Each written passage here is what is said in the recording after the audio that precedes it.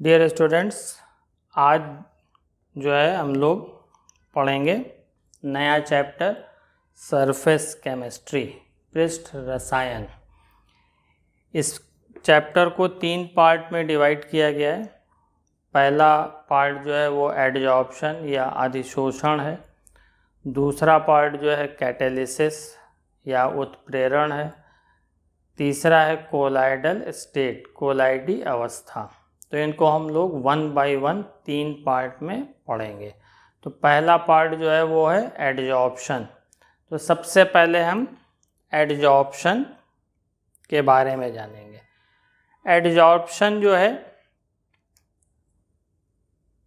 ये surface chemistry के अंतर्गत आता है। और सरफेस केमिस्ट्री जो है वो deals with those phenomena which occurs at interface of contacting phase, यानी पृष्ठ रसायन के अंतर्गत उन सभी प्रक्रियाओं का अध्ययन करता है या अध्ययन किया जाता है जो किसी पदार्थ की जो है कोई भी प्रावस्था की सतह और उसके इंटरफेस यानी अंतरफलक पर होती है। अब ये सॉलिड सॉलिड, सॉलिड लिक्विड और सॉलिड लिक्विड और लिक्विड लिक्विड या लिक्विड गैस इंटरफेस पर, अंतरफलक पर हो सकती है। यहाँ जो है इंटरफेस का मतलब है अंतर सतह का जो है, अंतरफलक का जो है ये अर्थ है कि जो दो फेज को सेपरेट करता हो, यानी जो दो प्रावस्थाओं को जो सरफेस सतह जो है वो जो पृथक करती है वही इंटरफेस। तो इसमें सबसे पहले एडजॉर्प्शन। एडजॉर्प्शन जो है ये सरफेस फेनोमेना है,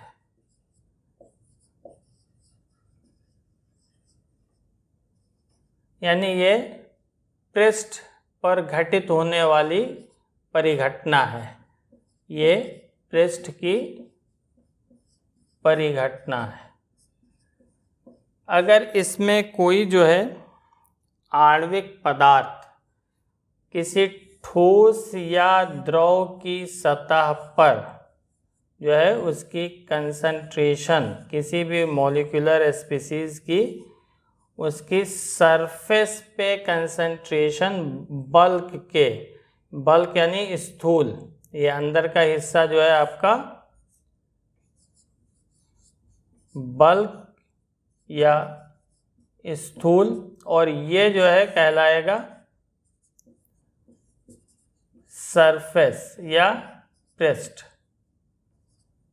और जो सब्सटेंस जो है उस पे एड्जॉर्ब हो रहा है ये आपका जो है मॉलिक्यूलर स्पीसीज है।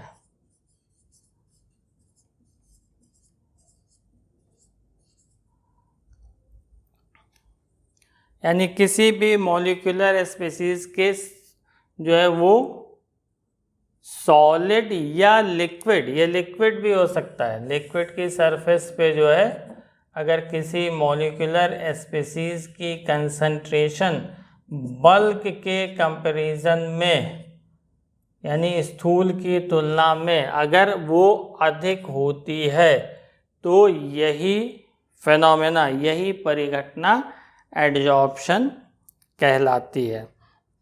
तो इसमें इसको डिफाइन कैसे करेंगे?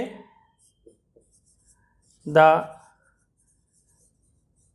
Tendency of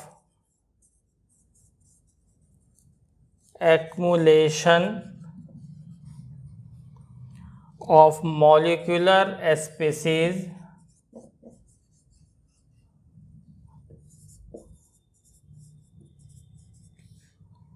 at the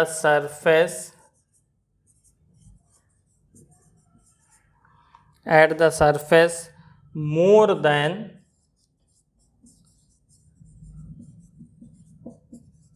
in the bulk of a solid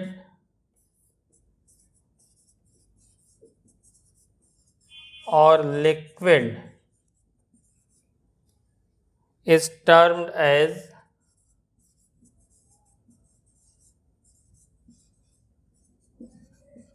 adsorption, यानी इसको हम कह सकते हैं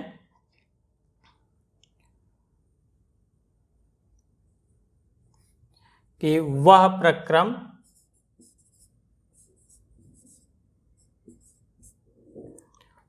जिसमें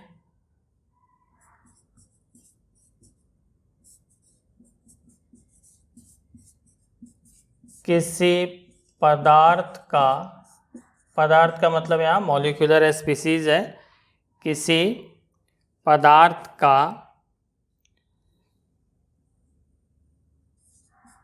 ठोस या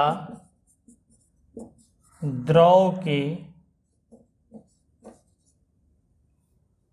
सतह या पृष्ठ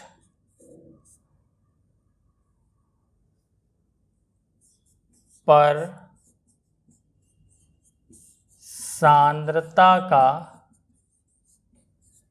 स्थूल की तुलना में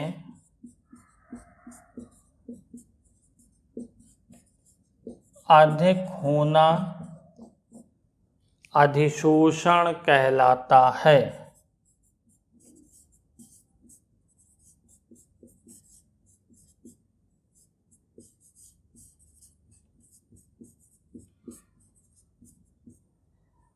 तो अब ये एडजॉर्प्शन तो आप समझ गए होंगे। अब इसमें जो है जो मॉलिक्यूलर स्पीसीज, अब यहाँ पे एक चीज़ और ध्यान दीजिए, जो मॉलिक्यूलर स्पीसीज यानी जो आणविक पदार्थ जो इसकी सतह पर किसी भी सॉलिड या लिक्विड की सरफेस पे जो एडजॉर्ब हो रहा है उसको क्या कहेंगे, और जिस सरफेस पे एडजॉर्ब होगा उसको क्या कहेंगे। तो ऐसी स्पीसीज जो सरफेस पे कलेक्ट होती है, यानी द मॉलिक्यूलर स्पीसीज और substance which concentrate or accumulate at the surface is termed as adsorbate, यानी वह पदार्थ या अणु जो किसी पृष्ठ की सतह पर जो है वो अधिशोषित होता है या एकत्रित होता है, वो एडजॉर्बेट या इसी को हिंदी में कहते हैं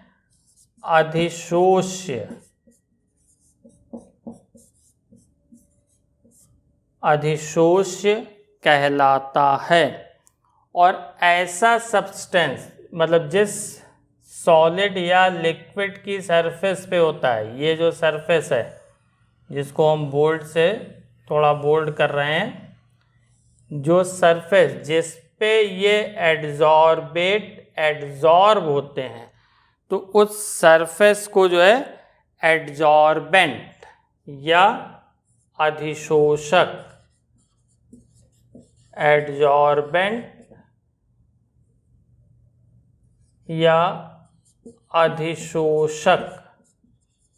कहते हैं। तो एडजॉर्बेंट क्या होगा? The material on whose surface adsorption has taken place is known as adsorbent, यानी वह सतह जिस पर कोई अणु या पदार्थ एकत्रित होता है या अधिशोषित होता है, वही सतह जो है वो अधिशोषक कहलाती है। और इसमें जो है ये सरफेस फेनोमेना है, ये आप लोगों को क्लियर हो गया। अब इसके एग्जाम्पल देखिए, जैसे फॉर एग्जाम्पल जो है आपका हाइड्रोजन गैस है, वो बहुत से सरफेस पे जो है हाइड्रोजन गैस बहुत से जो है metal surface, platinum, palladium, nickel, इसकी सरफेस पे जो है वो एड्जॉर्ब हो जाती है। इसी तरह से जो वाटर है, वाटर या एयर मॉइस्चर, जो वायु में जो नमी होती है,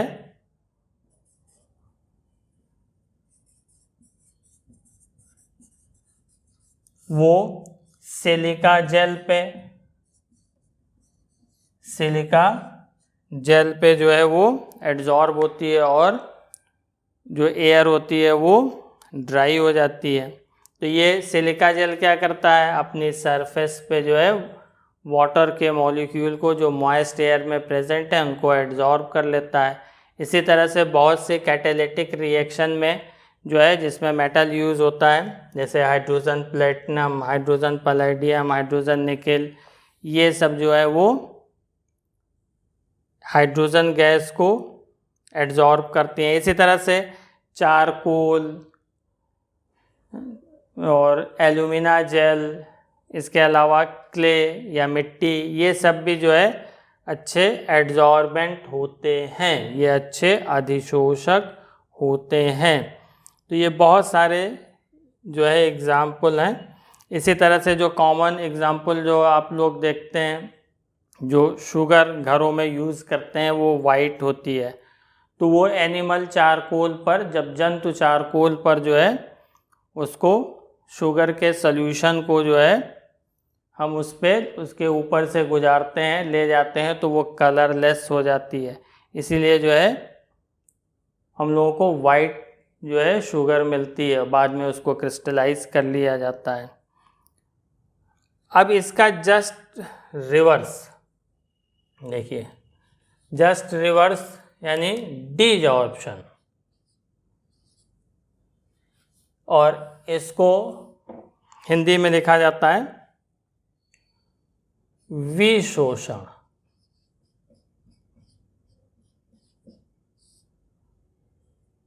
तो ये इसका जस्ट रिवर्स है। डिजॉर्प्शन का मतलब जो है एडजॉर्प्शन का जस्ट रिवर्स प्रोसेस डिजॉर्प्शन होता है। अगर कोई भी सब्सटेंस या मॉलिक्यूलर स्पीसीज जो किसी सॉलिड या लिक्विड की सरफेस पे प्रेजेंट है, अगर ये सरफेस छोड़ करके जाने लगे तो यही प्रोसेस जो होता है वो डिजॉर्प्शन कहलाता है। यानी the process of removing and adsorb substance from a surface on which it is adsorbed is called desorption। यानी वह प्रक्रिया जिसके द्वारा अधिशोषित पदार्थ को, एडजॉर्ब सब्सटेंस, अधिशोषक की सतह से, एडजॉर्बेंट की सरफेस से हटाया जाता है, उसे विशोषण या डिजॉर्प्शन कहते हैं। तो डिजॉर्प्शन क्या होगा, बहुत शॉर्ट में लिखते हैं, ये होगा रिमूविंग एडजॉर्ब्ड सब्सटेंस।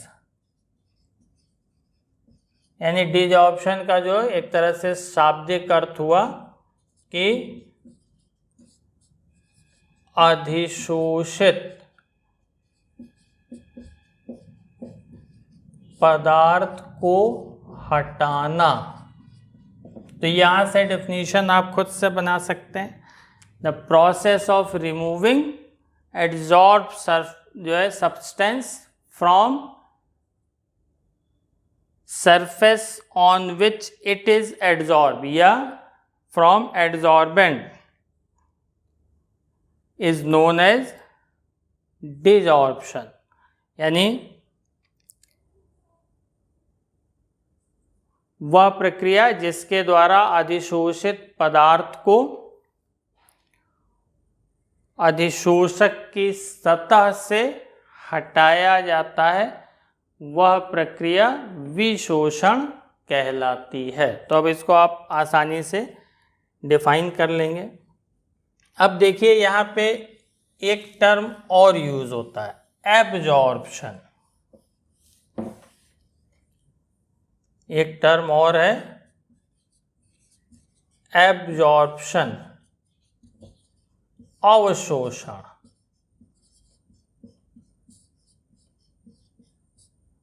तो जो आपका एडजॉर्प्शन है और एब्जॉर्प्शन, इन दोनों में डिफरेंस क्या है? पहली चीज तो ये पता होनी चाहिए कि डिफरेंस क्या है। तो जो एडजॉर्प्शन है इसमें सरफेस पे किसी भी सब्सटेंस की जो है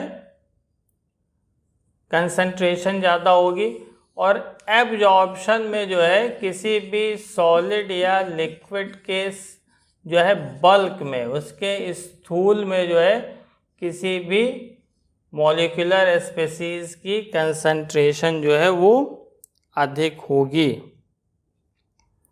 जैसे एग्जाम्पल इसमें अमोनिया है, ये absorbed by water to form NH4OH। यानी अमोनिया गैस जो है वो वाटर में यानी जल की सरफेस पे एब्जॉर्ब होती है। एब्जॉर्ब होती है यानी उसकी बल्क में भी जो है कंसंट्रेशन अधिक होती है, जबकि यही अमोनिया जो है एडजॉर्ब्ड बाय चारकोल। चारकोल जो है कार्बन का ही एक एलोट्रॉप है, कार्बन का ही जो है एक अपर रूप होता है। तो दोनों में बेसिक डिफरेंस समझ में आ गया होगा। तो इसमें एडजॉर्प्शन में क्या होगा, सरफेस पे सब्सटेंस की कंसंट्रेशन ज़्यादा होगी इन कंपैरिजन टू बल्क, यानी पदार्थ की सतह पर सांद्रता स्थूल की तुलना में अधिक होगी। जबकि अवशोषण या एब्जॉर्प्शन में क्या होगी, जो है सब्सटेंस है उसकी कंसंट्रेशन बल्क में ज़्यादा होगी इन कंपैरिजन टू सरफेस, यानी जो पदार्थ है उसकी स्थूल में सांद्रता जो होगी वो सरफेस के कंपैरिजन में अधिक होगी। अब इसमें देखिए एक टर्म जो है, और भी बहुत सारे एग्जाम्पल एब्जॉर्प्शन के बता सकते हैं। जैसे स्पंज है, स्पंज को आप वाटर में जो है डिप करते हैं तो वो पानी को एब्जॉर्ब कर लेता है, वाटर को एब्जॉर्ब कर लेता है, ठीक है। तो वो एब्जॉर्प्शन अवशोषण का एग्जाम्पल है। इसी तरह से जब चॉक को जो है हम इंक में, स्याही में जो है डिप करते हैं, डुबोते हैं, तो इसकी सरफेस जो है वो ब्लू दिखने लगती है, ठीक है। और स्याही जो होती है या इंक जो होती है वो अणु की सरफेस पे जो है, यानी जो चॉक की सरफेस पे जो है वो एड्जॉर्ब भी होते हैं और उसके अंदर भी चले जाते हैं, यानी एब्जॉर्ब भी होते हैं। तो इसी कारण जो है मैकबेन ने जो है एक टर्म जॉर्प्शन यूज किया।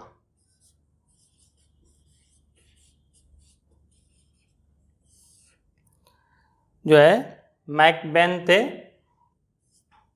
ये जो टर्म जो है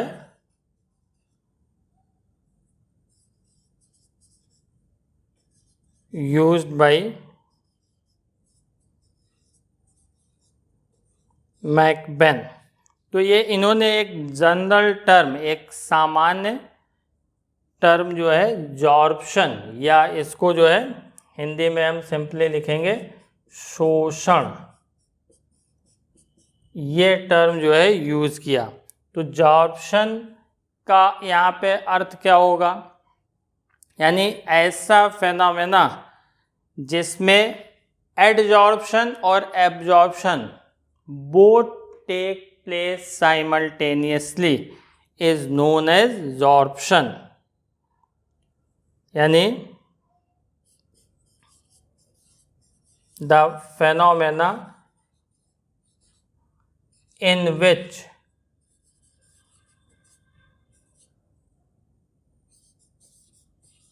adsorption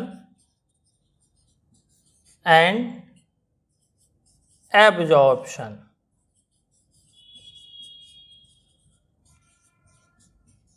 both take place simultaneously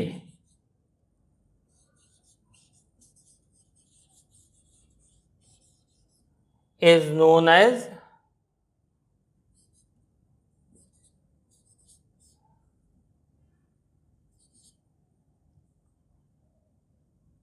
जॉर्प्शन। यानी वह प्रक्रिया जिसमें अधिशोषण और अवशोषण दोनों साथ साथ होते हों शोषण कहलाता है। यानी इसको हम कह सकते हैं वह प्रक्रिया जिसमें अधिशोषण व अवशोषण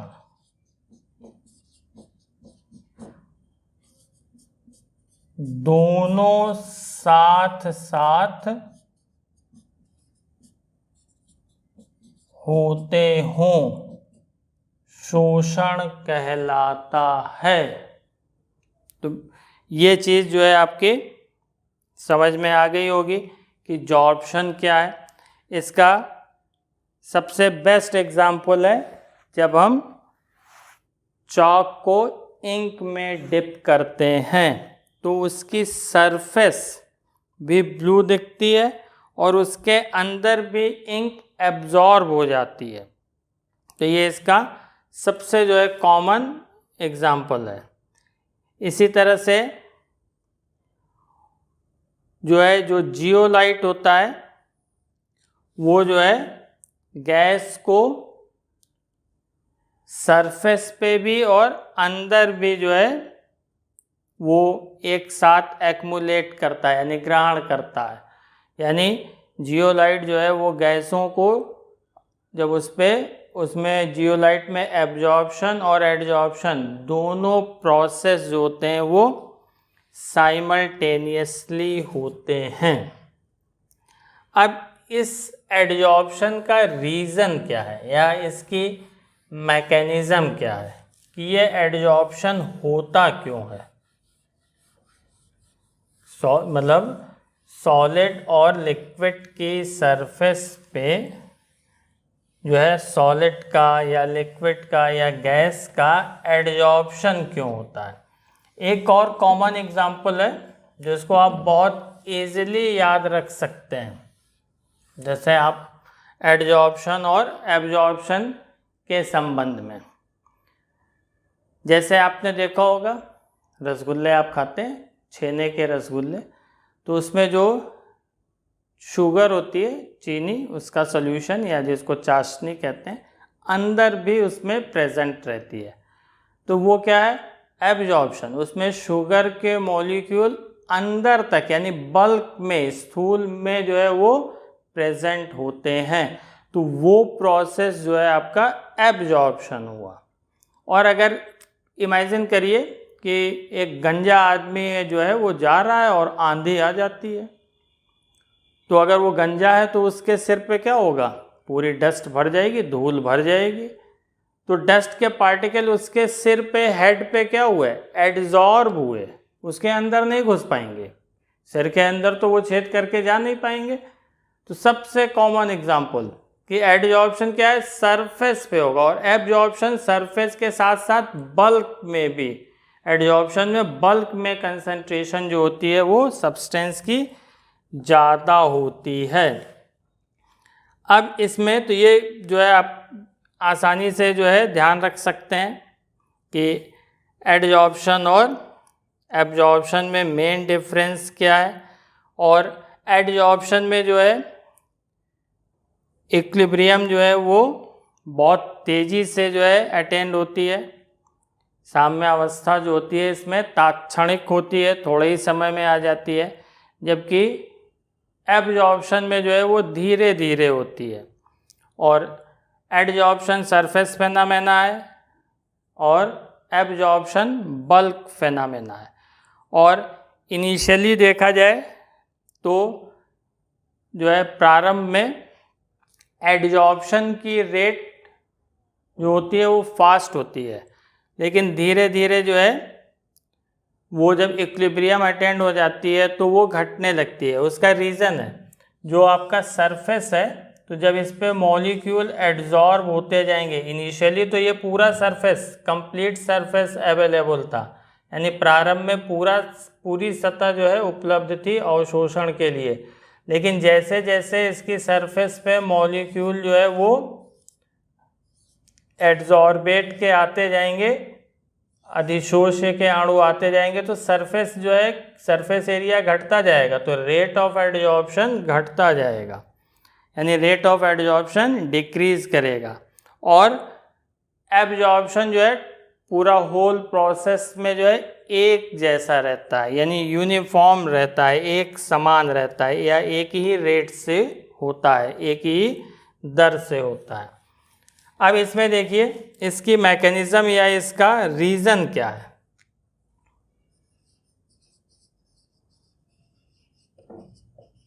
मैकेनिज्म ऑफ एडजॉर्प्शन यानी अधिशोषण की क्रियाविधि।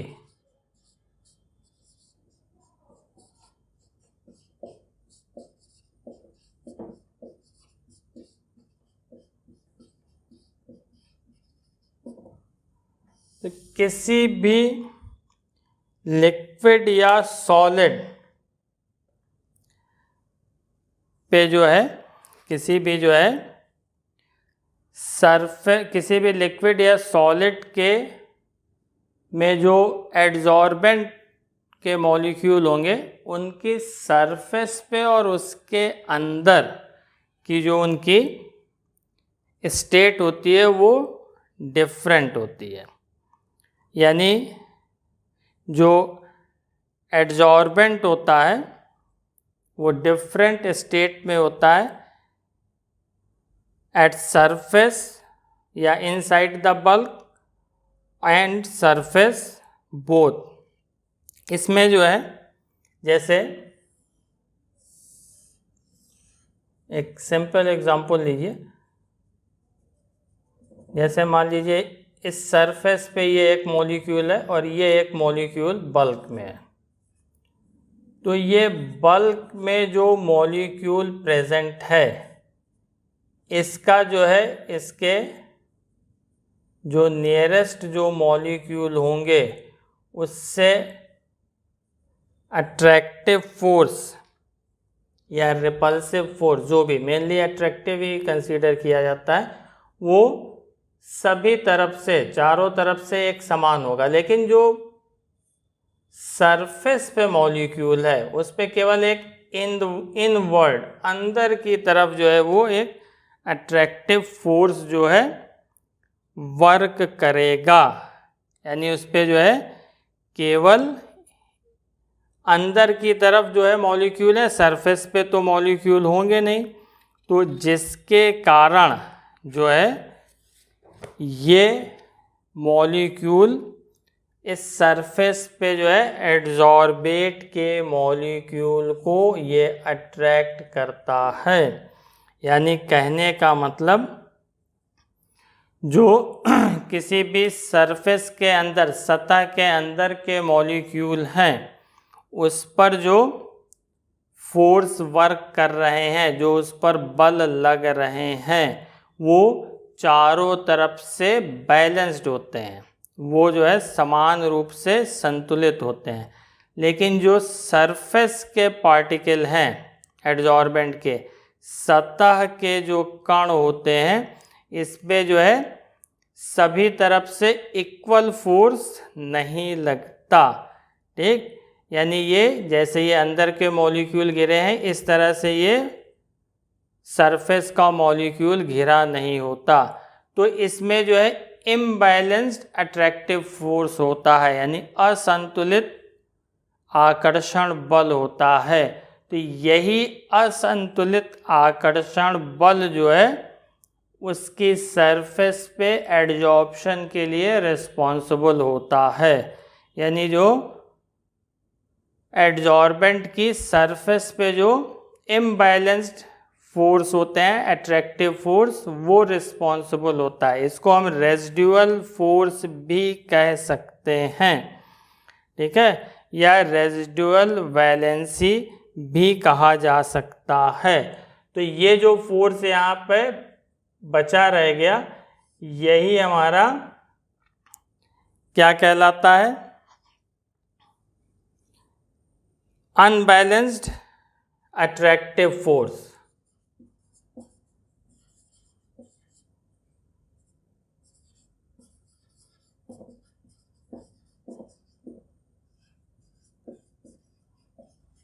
या इसी को जो है हम लोग लिखते हैं रेजिडुअल फोर्सेस।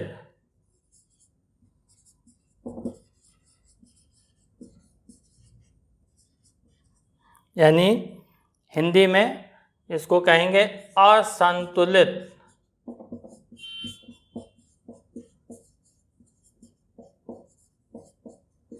आकर्षण बल या अवशिष्ट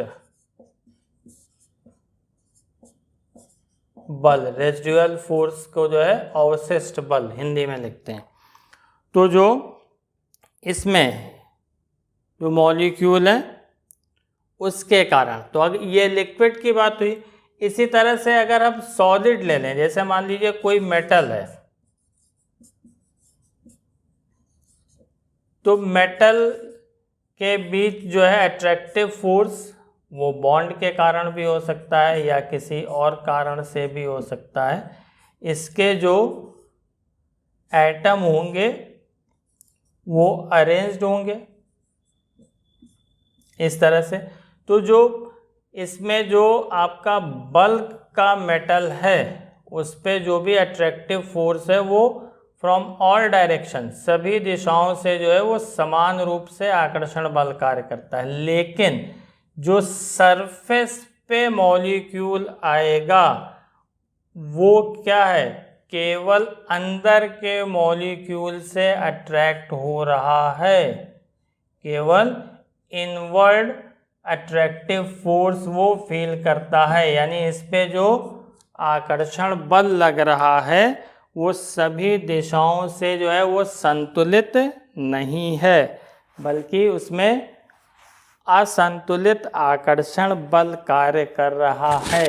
तो इस असंतुलित आकर्षण बल के कार्य करने के कारण ये जो है एडजॉर्बेट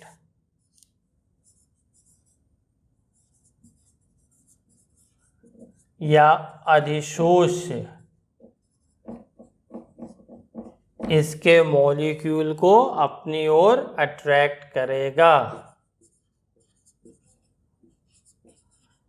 अब इसकी मैकेनिज्म क्लियर हो गई होगी कि किसी भी, जैसे अगर हम लिक्विड लेते हैं तो लिक्विड का मॉलिक्यूल जो बल्क में प्रेजेंट है वो चारों तरफ से जो है बैलेंस्ड अट्रैक्टिव फोर्स फील करता है, संतुलित आकर्षण बल महसूस करता है।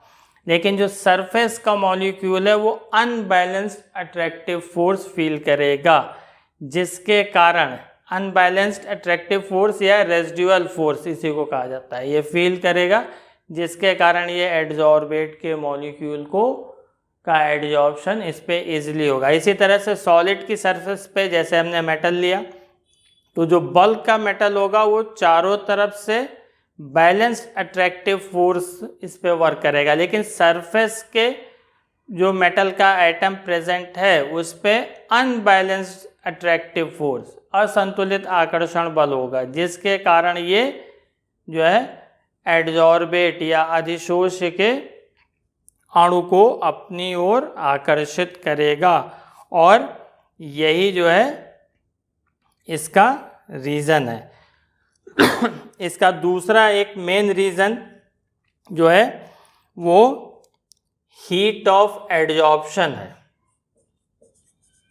हीट या एंथैल्पी ऑफ एडजॉर्प्शन।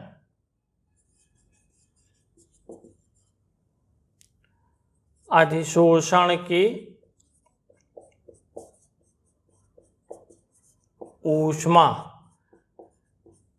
ये इसका जो है सेकंड फैक्टर है जो एडजॉर्प्शन को डिसाइड करता है। पहला फैक्टर तो आप जान गए, अनबैलेंस्ड अट्रैक्टिव फोर्स। दूसरा फैक्टर जो है वो हीट ऑफ एडजॉर्प्शन या एंथैल्पी ऑफ एडजॉर्प्शन है। तो सरफेस पे जो है अनबैलेंस्ड अट्रैक्टिव फोर्स जो होता है वो इसमें जो है वो क्या होता है, ये डिक्रीज करती है। ठीक है, जब इस पे मॉलिक्यूल जो है एडजॉर्ब हो जाएंगे, यानी जब इस पे पदार्थ के अणु जो है सतह पर अधिशोषित हो जाएंगे तो इसमें क्या होगा, एडजॉर्प्शन जो है, यानी जब एडजॉर्प्शन होगा, अधिशोषण होगा तो इस पे क्या होगा, इसका जो अनबैलेंस अट्रैक्टिव फोर्स है इसमें जो है वो डिक्रीज होगा, डिक्रीज इन रेजिडुअल फोर्सेस, यानी असंतुलित आकर्षण बलों में कमी होगी। यानी इसका मतलब क्या हुआ, सरफेस एनर्जी जो होगी वो डिक्रीज करेगी, यानी सरफेस एनर्जी डिक्रीजेज, यानी पृष्ठ ऊर्जा का मान घटेगा। क्यों घटेगा, इस रेजिडुअल फोर्स अपशिष्ट बलों की कमी के कारण। यहाँ पे क्या होगा, जो अवशिष्ट बल होंगे इसमें कमी होगी, किसके कारण, एडजॉर्प्शन के कारण, जिसके कारण सरफेस एनर्जी जो है वो डिक्रीज करती है। तो यही जो सरफेस एनर्जी डिक्रीज करती है यही जो है वो एडजॉर्प्शन एनर्जी के रूप में या हीट ऑफ एडजॉर्प्शन के फॉर्म में इवॉल्व होती है। एनर्जी डिक्रीज हुई तो जो घटेगी कब, किसी भी सब्सटेंस की एनर्जी तभी घटेगी जब वो अपनी एनर्जी लूज कर दे। किसी भी पदार्थ की ऊर्जा तभी घटेगी जब वो अपनी ऊर्जा को त्याग दे या निकाल दे। तो ये किस फॉर्म में जो है ये आपको मिलेगी, ये हीट जो है वो इवॉल्व होगी। ठीक, यानी एडजॉर्प्शन जो होगा इवोल्यूशन ऑफ हीट के साथ होगा, यानी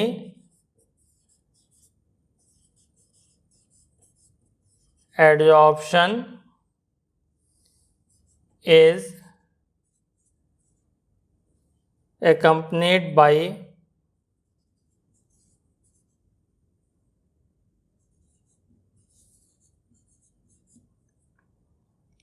evolution of heat, यानी अधिशोषण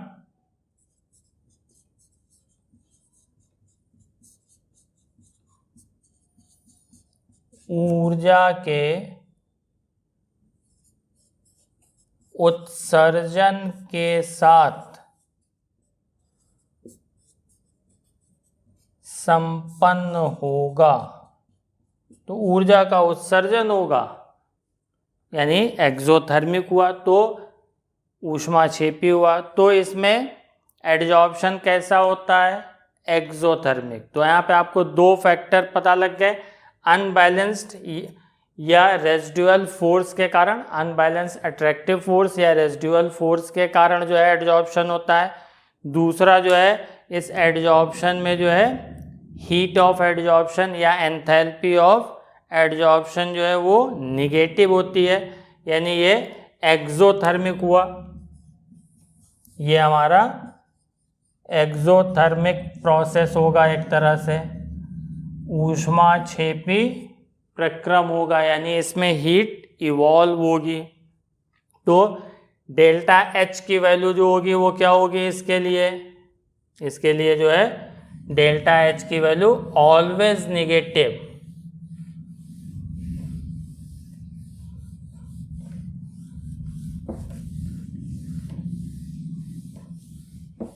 इतनी चीज आप लोगों को समझ में आ गई होगी, डेल्टा एच जो है ऑलवेज नेगेटिव होगा। अब इसमें देखिए, अगर हम गिब्स हेल्महोल्ट्ज इक्वेशन देखें,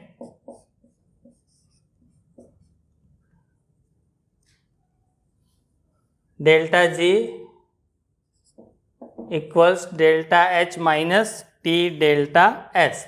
तो यहाँ पे जो मॉलिक्यूल जो एड्जॉर्ब होते हैं तो इनकी एंट्रोपी क्या होती है, वो डिक्रीज करती है, ठीक, यानी एंट्रोपी में डिक्रीज होता है और एंथैल्पी में भी जो है ये डिक्रीज होता है।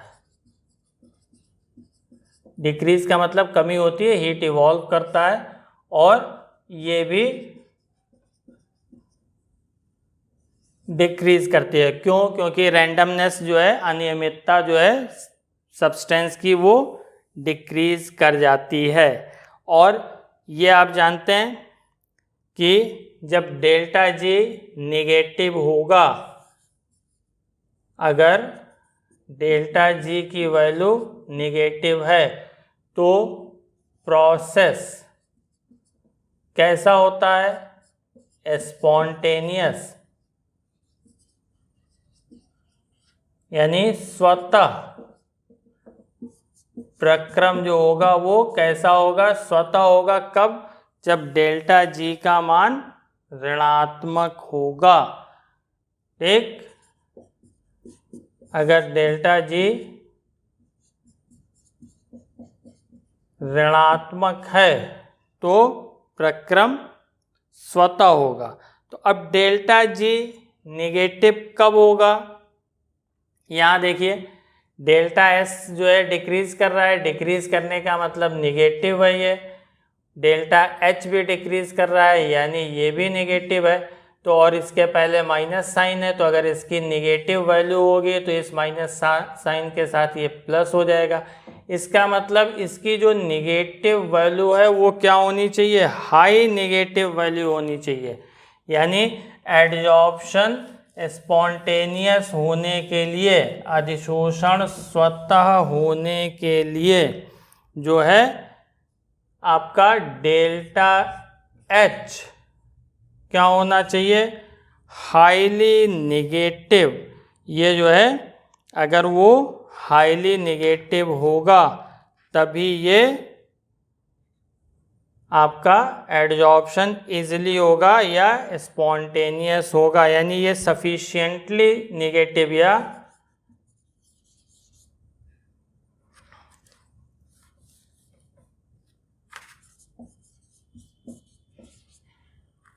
इसको जो है आप लिख सकते हैं सफिशिएंटली निगेटिव होना चाहिए। क्यों? क्योंकि डेल्टा एस तो नेगेटिव रहेगा, तो जब ये वैल्यू जो होगी वो अधिक हो जाएगी निगेटिव वैल्यू में, कहने का मतलब कि टी डेल्टा एस जो है वो ग्रेटर देन डेल्टा एच होना चाहिए मैथमेटिकली, ठीक है। यानी टी डेल्टा एस की वैल्यू ज़्यादा हो जाए और डेल्टा एच की वैल्यू कम हो जाए, यानी ये सफिशिएंटली नेगेटिव हो जाए, और ये ऑलरेडी पॉजिटिव हो जाएगा। क्यों? डेल्टा एस जो है नेगेटिव है, तो ये पूरा टर्म पॉजिटिव हो जाएगा। तो और डेल्टा जी जो है नेगेटिव होने के लिए क्या होना चाहिए? डेल्टा एच की वैल्यू सफिशिएंटली जो है वो नेगेटिव होनी चाहिए, तभी जो है ये आपका प्रोसेस क्या होगा? स्पॉन्टेनियस होगा, यानी सफिशिएंटली नेगेटिव, या आप इसको लिख सकते हैं हाई नेगेटिव वैल्यू।